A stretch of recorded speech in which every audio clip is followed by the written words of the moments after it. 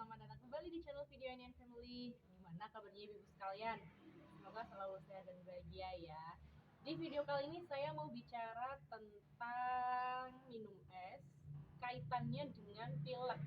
Bener nggak sih minum es bisa menyebabkan seseorang jadi pilek? Atau bener nggak sih kehujanan bisa menyebabkan seseorang jadi pilek? Lalu Lalu, sebenarnya apa sih yang menjadi penyebab utama seseorang bisa terkena pilek atau flu atau influenza? Oke, langsung kita bahas dulu ya. Jadi yang menyebabkan seseorang itu terkena flu, pilek, atau influenza adalah virus. Influenza itu sendiri kadang ada beberapa bakteri.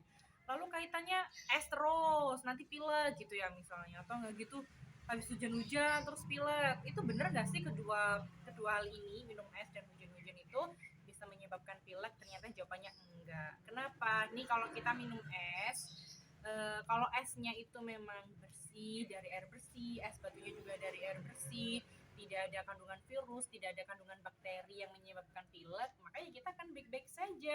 Terus kemudian kenapa kalau saya habis minum es lalu bisa jadi pilek? Ternyata gini nih teknisnya. Ini misalnya kalau kita minum es, esnya kotor, dari air kotor maksudnya ya. Terus kemudian air yang digunakan untuk menyeduh susu atau gitu minuman es itu adalah air kotor atau yang mengandung virus, maka itu juga bisa menjadi penyebab kita bisa terinfeksi virus influenza. Itu yang pertama. Yang kedua, ternyata cuaca atau apa ya, suhu dingin yang terdapat pada es itu juga bisa menyebabkan daya tahan tubuh kita menjadi lemah. Kalau daya tahan tubuh kita menjadi lemah, virus jadi gampang masuk, virus jadi gampang sekali menyerang tubuh, akhirnya kita bisa jadi pilek. Loh, emang virus ada di mana? Ya, virus ada di mana-mana loh, Bun. Misalnya di jalanan, di udara yang terkena angin. Terus kemudian tangan kita nih kotor, habis bersentuhan dengan orang yang terkena flu, atau kita habis kontak dengan orang yang terkena flu. Misalnya kita kemudian mengusap-ngusap muka, mengusap wajah, mengusap hidung. Nah, tangan kita ini menjadi vektor untuk penularan virus influenza itu sendiri. Akhirnya setelah minum es jatuhnya kita jadi flu.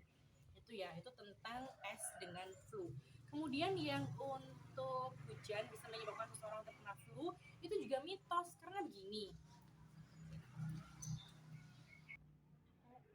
Tapi gini, ketika hujan itu kan suhu tubuh menjadi dingin, kita jadi kedinginan. Itu kembali lagi ke seperti yang sudah saya jelaskan, bahwa suhu tubuh yang dingin itu menyebabkan respon imun kita menjadi lebih rendah. Ketika respon imun kita menjadi lebih rendah, kita jadi mudah untuk terserang penyakit. Karena penyakit bisa gampang sekali masuk, bukan hanya influenza. Batuk bisa, yang bisa menyebabkan demam bisa, diare bisa. Karena di seluruh lingkungan kita itu banyak sekali virus dan bakteri yang bisa menyebabkan penyakit. Kalau respon imun kita bagus, maka kita bisa terhindar dari penyakit itu. Tapi kalau respon imun kita buruk, imun kita sedang tidak baik-baik saja, misalnya sudah kelelahan, kemudian habis kehujanan, misalnya kepanasan, minum es, wah jatuhnya bisa imunnya rendah dan bakteri atau virus yang bisa menyebabkan penyakit jadi gampang sekali masuk.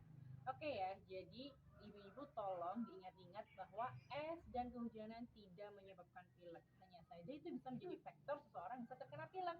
Semoga video ini bermanfaat. Sampai ketemu lagi di video selanjutnya. Assalamualaikum warahmatullahi wabarakatuh.